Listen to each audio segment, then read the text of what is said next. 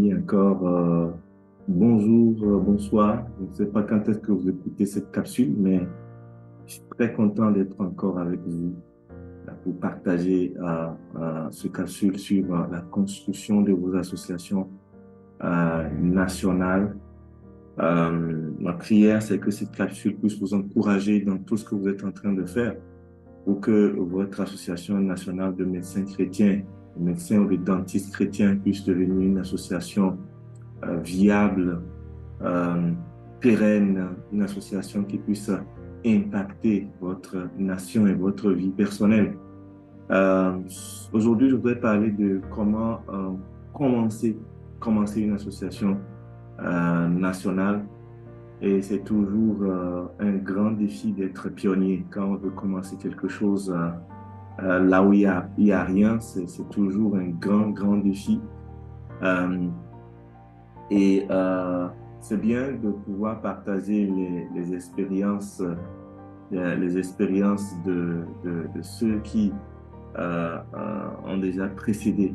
Euh, et j'ai eu le privilège de commencer l'association des médecins chrétiens du Togo et je peux vraiment partager avec vous les défis, les expériences que j'ai pu engranger au travers de cette initiative. Alors, comment commencer là où il n'y a rien?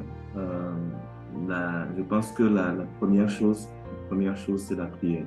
C'est très important que vous puissiez aller devant Dieu, ou que vous puissiez non seulement intercéder, prier pour demander euh, que cette association voit le jour, mais aussi pour recevoir de lui des instructions. Parce que je pense que chaque pays est différent, chaque nation est différente, voilà, Dieu procède de manière différente pour pouvoir faire naître une association.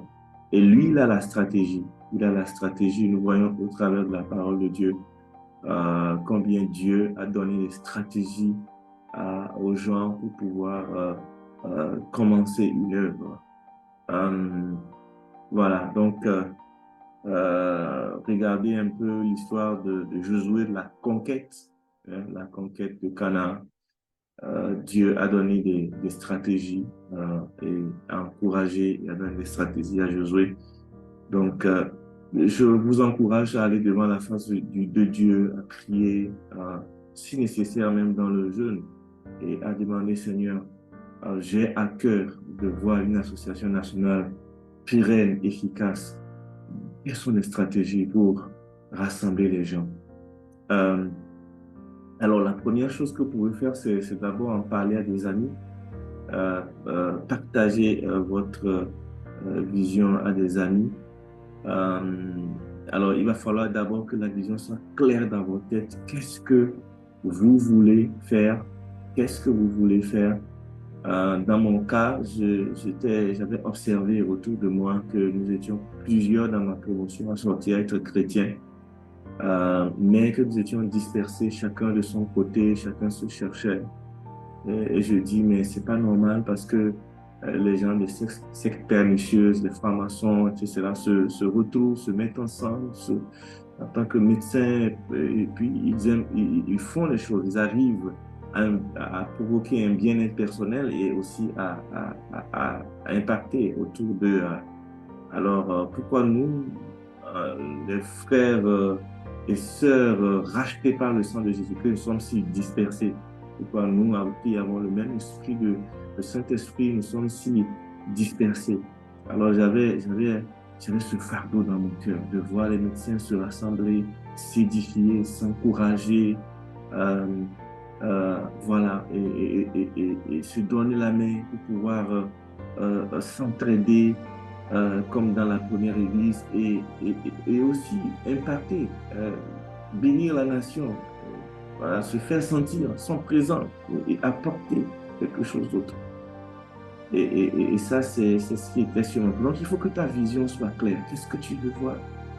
Qu'est-ce que tu veux voir?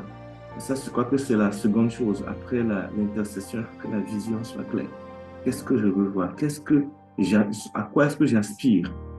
Euh, c'est vrai, Dieu va donner une première image et puis au fur et à mesure, il va pouvoir clarifier cette vision, mais il faut que toi-même, tu puisses être certain de cette vision-là. Tu puisses être en scène de cette vision-là. Tu peux être convaincu de cette vision-là. Maintenant, il va falloir le partager à des amis proches, à des gens qui peuvent te comprendre, à des gens qui peuvent réellement partager ton cœur. Et il faut vraiment chercher ces gens-là. Dans la prière aussi, c'est pas tout le monde, tu vas dire ta vision à quelqu'un. La personne va complètement te dénigrer, va se moquer de toi, mais toi, qui es-tu pour construire une telle association?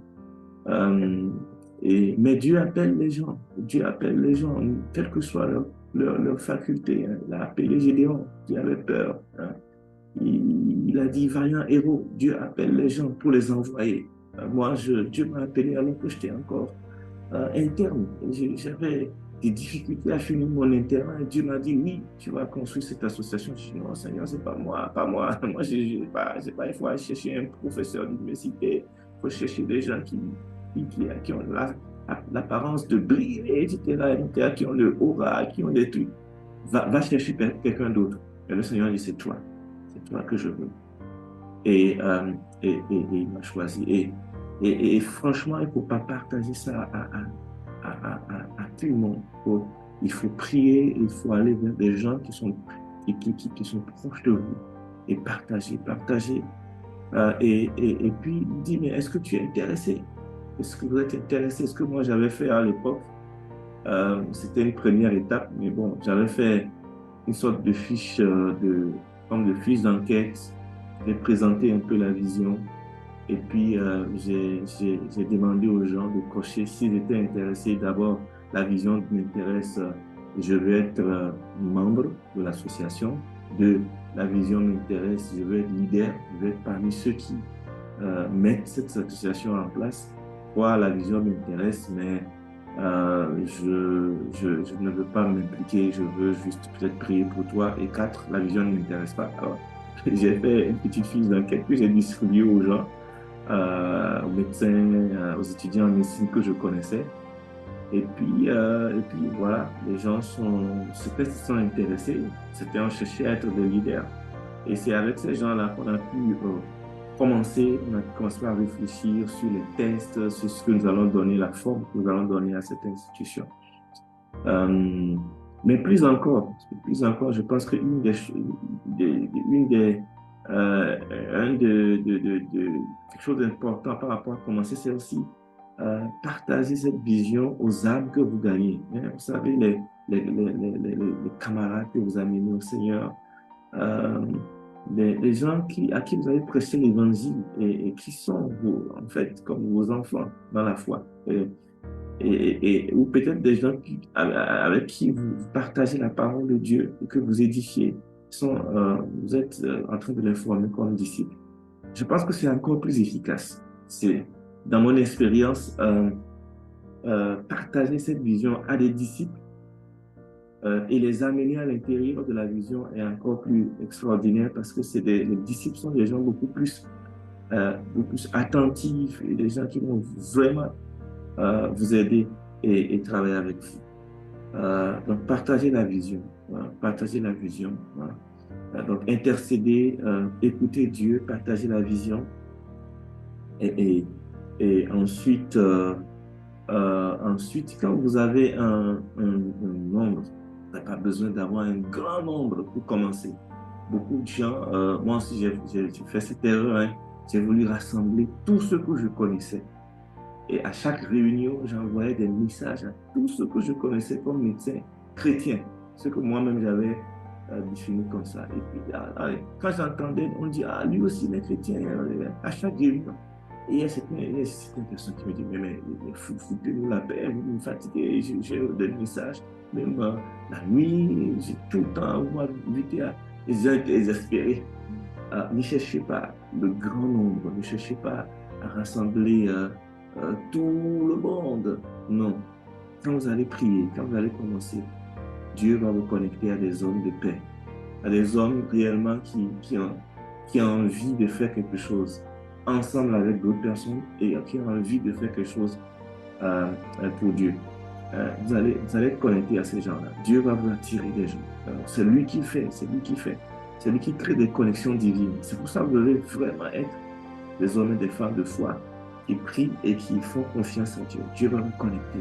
Petit à petit, comme Jésus a rencontré Pierre et André, et puis, disons, André, je pense, en premier connecté. André a connecté Pierre, après il y a Jacques et Jean, après il y a Nathanaël, il y a des connexions comme ça, comme ça. Et Dieu va connecter les gens, mais tu sais, quelque chose se passe. Est-ce que tu ne vas pas venir voir, etc. Et petit à petit, vous aurez un noyau. Maintenant, ce noyau-là, ce noyau sûr-là, mettez-vous ensemble. Mettez-vous ensemble pour prier, pour intercéder et appeler à l'existence cette organisation. Mettez-vous ensemble et pour étudier la parole de Dieu et pour vous édifier, et pour vous former vous-même comme des disciples, pour chercher des ressources, pour dire c'est quoi un médecin chrétien? Comment est-ce que nous pouvons témoigner notre foi à nos patients? Comment est-ce que nous pouvons être un représentant de Dieu sur notre lieu de travail? Comment est-ce que nous pourrons commencer par à chercher des ressources, à vous connecter à des gens qui sont peut-être dans une association? Ayez des réunions régulières, hein, et des réunions faites de prière, de partage de la parole de Dieu, de communion fraternelle. Construisez aussi des relations solides.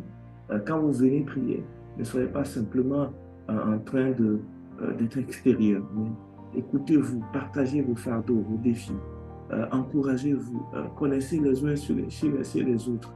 Et puis, soyez constitués cette famille-là qui peut partager ensemble leur foi et leurs défis. Et c'est comme ça la première église. Ils étaient ensemble, ils partageaient leur foi, ils partageaient tout et ils suscitaient de l'admiration et les gens les rejoignaient. Ils ne couraient pas après les gens, mais le noyau qu'ils formaient était quelque chose qui était admiratif.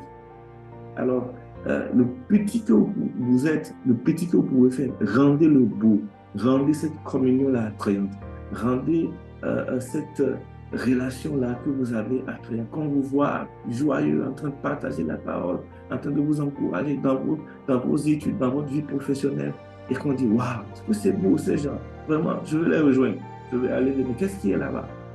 C'est très important. Ne cherchez pas à courir après les gens. Moi, je l'ai fait, ça n'a rien donné. Quand vous courez après les gens, quand ils viennent après, ils vous narguent, ils ne sont pas là, voilà, ils ne sont pas engagés. Mais quand vraiment les gens sont attirés, ils viennent d'eux-mêmes, par la prière, par l'exemple, par, voilà, à l'hôpital, la façon dont ils vous voient. Alors quelque chose se passe. Et qu'est-ce que je veux vous dire encore dans cette capsule? Ne vous fiez pas trop aux apparences. Parfois, nous disons, oui, si tel prof chrétien peut être dedans et lui va pouvoir drainer les gens. Attention, est-ce qu'il a suffisamment de temps? Est-ce qu'il partage la vision? Est-ce que moi, j'ai fait cette expérience, j'ai compris que non, ne vous fiez pas aux gens qui ont, voilà, qui ont qui semblent avoir de l'aura, qui semblent avoir de l'influence. Non. Cherchez des gens au cœur humble, des gens qui veulent servir Dieu, des gens qui aiment Dieu, des gens qui cherchent ces gens à vous connecter, des gens qui valorisent le peu, le petit que vous avez à apporter. Alors vraiment que le Seigneur vous fortifie. Alors que vous voulez commencer, n'hésitez pas, ne soyez pas là à tergiverser, priez et puis voilà, commencez, partagez votre vision avec passion. On sent que vous portez quelque chose et vivez la vision, hein, vivez cette vision-là. Hein, si déjà vous voulez une communion, mais intéressez, connaissez les dates d'anniversaire du groupe, appeler les gens, célébrer l'anniversaire, encourager les gens dans leur moment de défi, devant un examen, devant une situation, et que déjà vivez la vision à deux, à trois. Alors le Seigneur va agir. Si vous êtes fidèle dans les petites choses, Dieu va vous confier des grandes choses. Alors, qu'est-ce que je veux dire aussi, c'est que créer des activités qui permettent aux gens de se connecter à vous. Et au sein de ces activités-là, maintenant, partager la vision. Alors, vous êtes peut-être trois, vous êtes peut-être deux, vous commencez comme ça. Et puis, vous faites un petit café chaud, je ne sais pas quoi, vous proposez sur votre campus, ce qui est possible.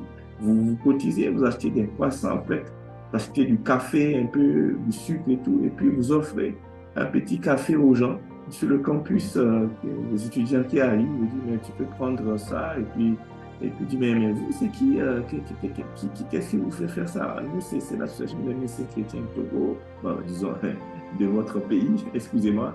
Et voilà, nous voulons, voilà, telle vision, rassembler les médecins chrétiens afin qu'ils puissent bâtir leur foi, défendre leur foi, transmettre leur foi, communiquer leur foi aux patients, apprendre à soigner le patient, corps, âme, esprit, vraiment à apporter quelque chose à la nation. Voilà, vous partagez hein, en 2 minutes, en 3 minutes la vision.